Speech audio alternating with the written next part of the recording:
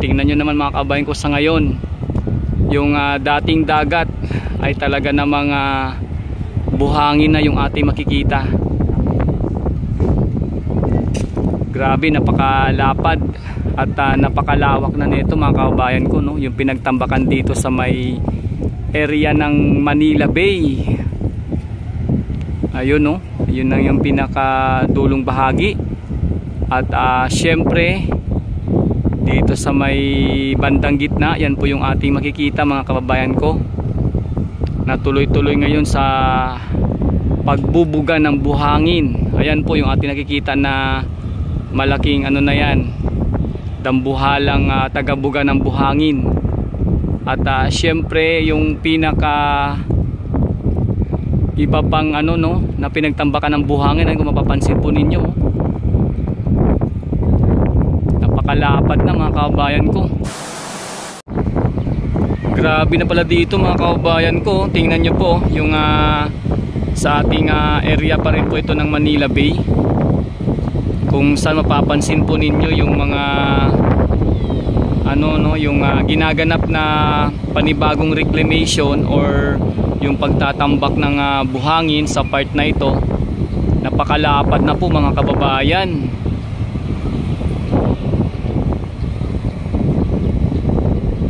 Ano kaya dito yung ating mga aabangan, no?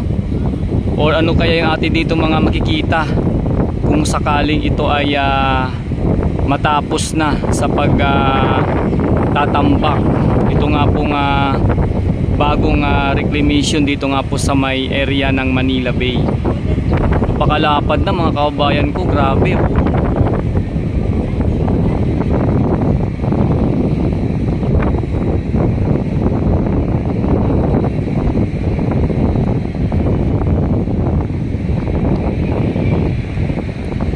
Ang lawak po mga kababayan.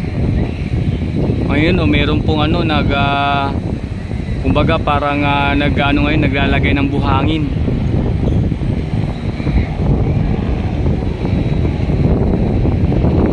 Pakalawak.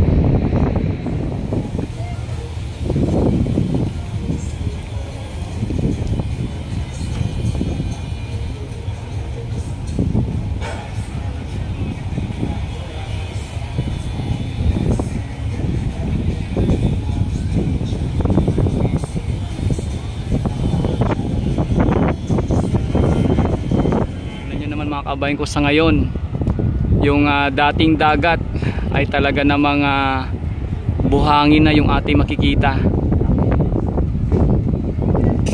Grabe, napakalapad at napakalawak na nito mga kabayan ko, no? Yung pinagtambakan dito sa may area ng Manila Bay.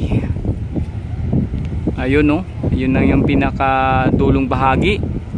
At syempre dito sa may bandang gitna, yan po yung ating makikita mga kababayan ko, na tuloy-tuloy ngayon sa pagbubuga ng buhangin. Ayan po yung ating nakikita na malaking ano na yan, dambuhalang tagabuga ng buhangin. At syempre yung pinaka iba pang ano, no, na pinagtambakan ng buhangin, ay kung mapapansin po ninyo, napakalapad na mga kababayan ko. Ano kaya yung ating ano dito? Ano kaya yung ating mga aabangan, no, na mga kumbaga yung mga itatayo dyan, or kung ano yung mga ilalagay dyan, no? Ano kaya yung ating makikita dito mga kababayan ko pagdating ng araw or panahon na sakaling ito ay matapos ng matambakan. Pero sa ngayon, ang ating pong gagawin mga kababayan ko, bilang lagi din po nag-update sa kaganapan sa may Manila Bay or sa Manila Bay Walk Dolomite Beach, atin lang pong ipapakita, no, yung mga nagaganap, no, sa mismong area ng Manila Bay, at kung saan atin pong aabangan kung ano yung mga ating makikita dito. At higit sa lahat, syempre kasama po ito sa pagbabago, no, ng ating bansang Pilipinas.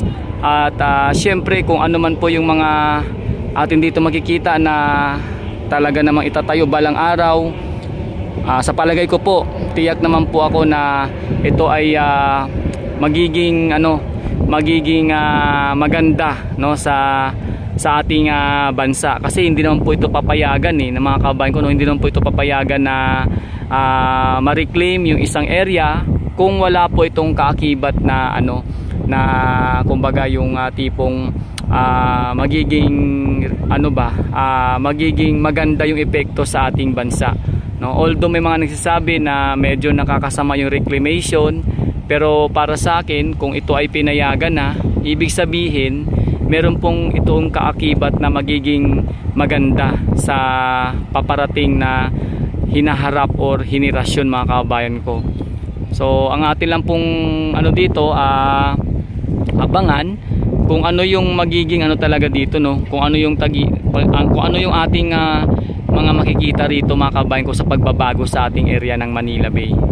At hopefully sana talaga ay maging maayos at magbigay po ito ng sigla, lalong-lalo na sa ating bansa at higit sa lahat sa mga turista or sa mga ating bisita, no, na dumadaan sa ating bansa ng mga iba't ibang lahi, mga kabayan ko.